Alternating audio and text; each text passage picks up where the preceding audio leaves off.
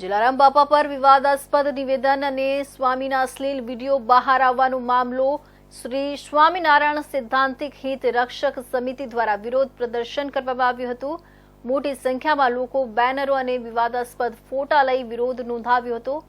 આવા સાધુની સંપ્રદાયમાં જરૂર નથી, આવા સાધુઓને હાંકી કાઢવા માંગ કરી હતી। શહેરમાં એક સાધુ દ્વારા જલારામ બાપા વિરુદ્ધ વિવાદાસ્પદ નિવેદન આપવાની ઘટના અને અશ્લીલ વિડીયો સામે ભારે નારાજગી ફેલાઈ છે।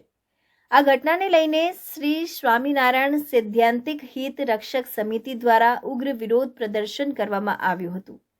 વિરોધ પ્રદર્શન દરમિયાન મોટી સંખ્યામાં ભક્તો અને સ્વામિનારાયણ સંપ્રદાયના અનુયાયીઓ એકઠા થયા હતા। તેમણે બેનરો અને વિવાદિત ફોટા લઈને નિંદા વ્યક્ત કરી અને આવા સાધુઓને તાત્કાલિક સંપ્રદાયમાંથી હાંકી કાઢવાની માંગ કરી હતી।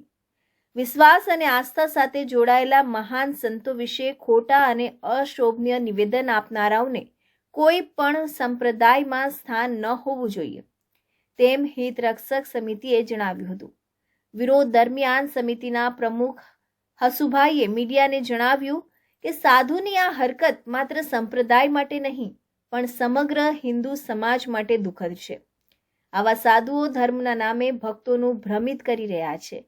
આવું વર્તન સ્વીકાર્ય નથી અને આવા લોકોને તાત્કાલિક હટાવી દેવા જોઈએ।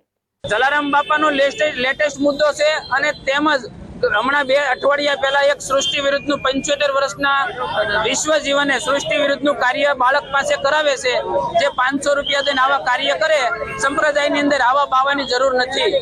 વિરોધ કરનારાઓએ સાફ શબ્દોમાં જણાવ્યું કે જો આ સાધુ સામે તાત્કાલિક કાર્યવાહી નહીં થાય તો સમગ્ર ગુજરાતમાં ઉગ્ર આંદોલન કરવામાં આવશે।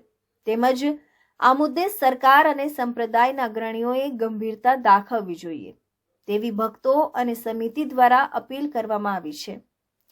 હાલ આ મામલે સુરત શહેરમાં તણાવપૂર્ણ પરિસ્થિતિ જોવા મળી રહી છે અને પ્રશાસન દ્વારા પણ સાવચેતી રાખવામાં આવી રહી છે।